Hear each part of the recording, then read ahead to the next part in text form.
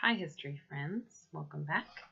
It's the new year, and I know a lot of people are talking about New Year's resolutions, but I have some regarding like my historical sewing and reading books and other things. But I really wanted to talk about a goal of mine I have specifically for this year because it starting in March it is the one.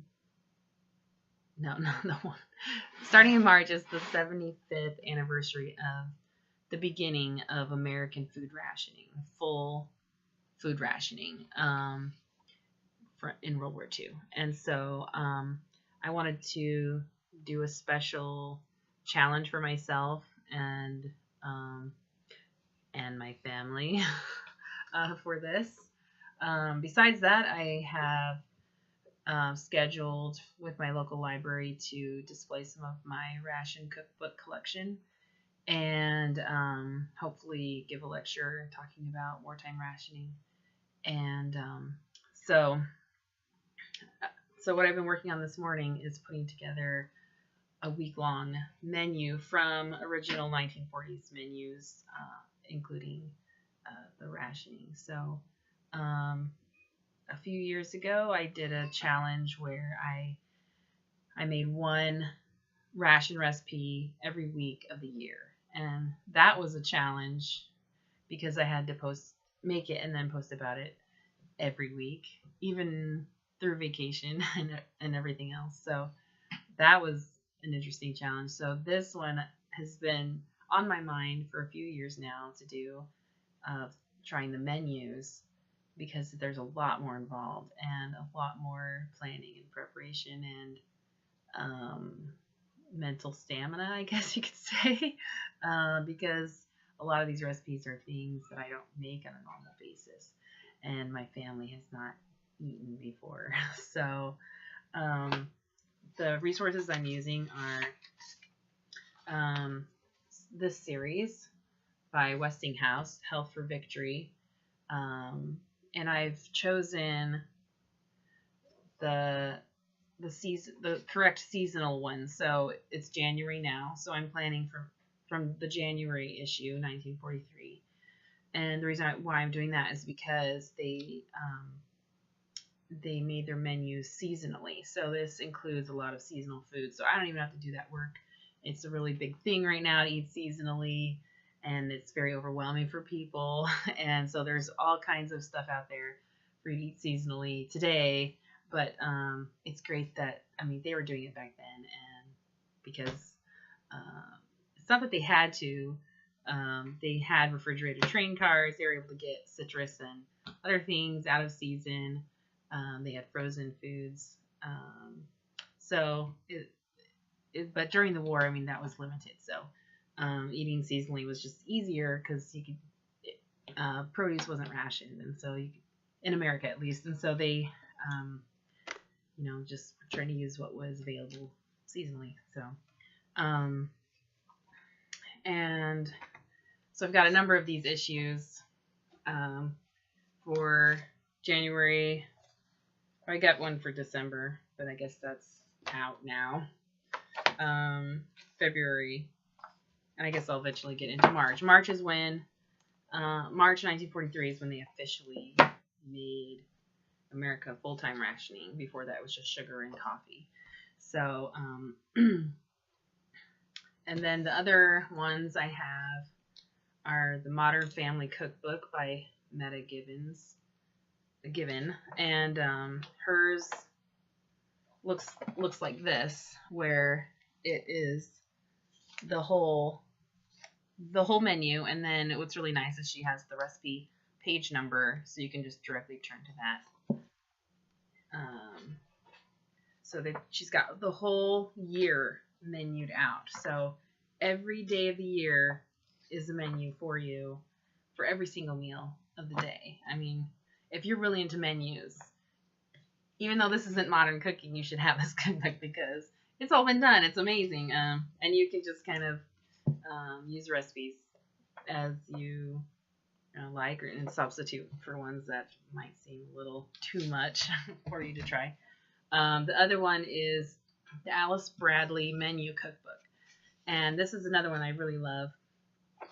What she has is the menu for each of the meals for that week. This is for the whole week. And then she's also got the market order. So you know what to shop for, which is really nice too. This one's got a lot of great recipes. Oh, here's a really long market order right here. All the things you need, and then some really great recipes, but some of them are very different from what we make today. So that's what I encountered when I was making my my menu plan. This is just 1 week. I'm not quite sure how I'm going to go about doing it, if it's just 1 week a month. That's kind of what I was thinking. So I was going to test it out this month before I officially started in March, but and again in February, because I just want to kind of get into the groove of things. And it wasn't too hard to put it in. I did have to make one substitution for the dinners. It was a pork liver casserole. And I knew, just even going over the recipe, just to double check, because I've had liver mixed with things, but and that was great. But by itself, I mean, this costs money, and this is what we're going to be eating, and there's no substitutions, and so I wanted to make sure it wouldn't go to waste and just be thrown to the chickens, which they'd be thrilled, but I mean, that's money down the drain for us. So so that's about the only substitution I made. The rest is pretty straightforward, and I'll be posting more about this on my blog, historypreserved.com, and I can put the link down below for you guys.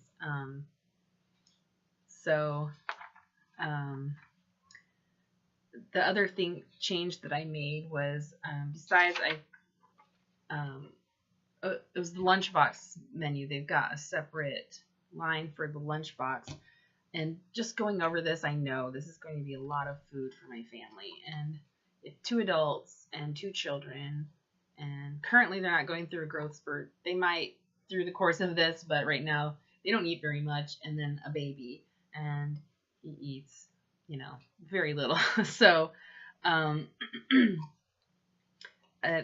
just looking at this, it's going to be a lot. And the lunch menu, usually we eat leftovers or sandwiches for lunch.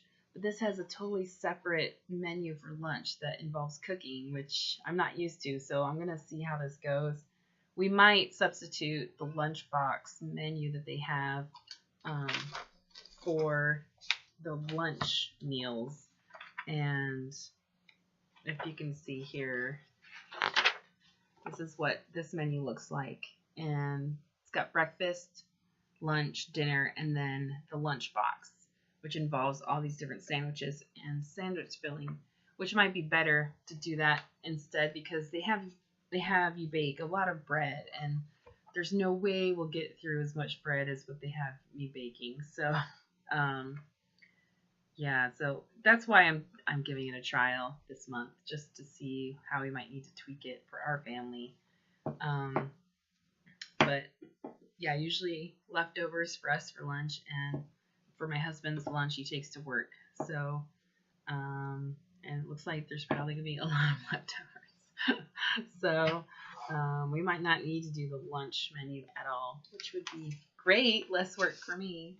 But anyway, I'm really excited about this, and I'm working on trying to make it so that everyone can follow along, and I'm going to provide some menus so that you can,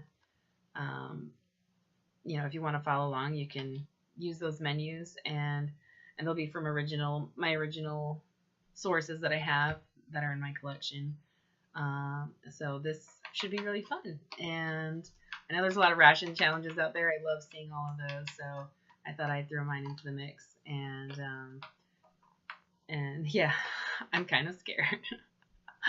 But I'm also excited because I've been going through a cooking slump for a long time, and I think just even going through this, I've been feeling excited about my own cooking, because this is stuff that's already been done for me, and while it is different food, it's good food, and it's really well balanced, and they were really into nutrition and balance in their meals then. So it's I can see us sitting down to this meal and being satisfied after. So yeah, so I'm excited and look forward to more on this project in the very near future.